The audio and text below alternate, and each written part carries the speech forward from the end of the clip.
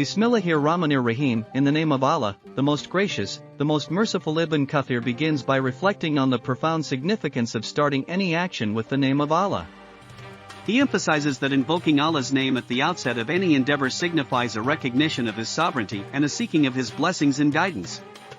The attribute Ar-Rahman, the most gracious, highlights Allah's overarching mercy that encompasses all of creation, while Ar-Rahim, the most merciful, emphasizes His specific mercy towards the believers. Alhamdulillahi Rabbil Alamin, praise be to Allah, the Lord of all worlds. Ibn Kathir expounds on the concept of gratitude and praise directed solely to Allah, the Lord of everything in existence.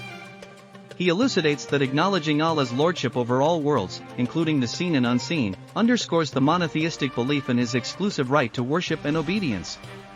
Ar-Rahmanir-Rahim, the most gracious, the most merciful. Ibn Kathir further elaborates on the divine attributes of mercy, emphasizing that Allah's mercy encompasses every aspect of creation and is not limited by time or space. He underscores the believer's reliance on Allah's mercy for guidance, forgiveness, and salvation.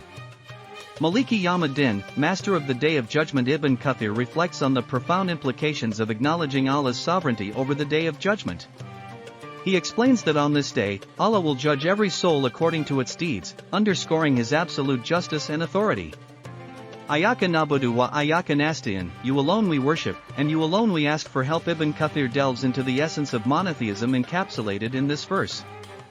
He emphasizes that true worship belongs exclusively to Allah, and seeking help from Him alone signifies complete reliance and trust in His power and mercy. Adina Sirat al-Mustaqim, guide us on the straight path. Ibn Kathir emphasizes the believer's supplication for guidance to remain steadfast on the straight path of righteousness and obedience to Allah. He explains that this path leads to eternal success and fulfillment, while deviation from it leads to loss and misguidance.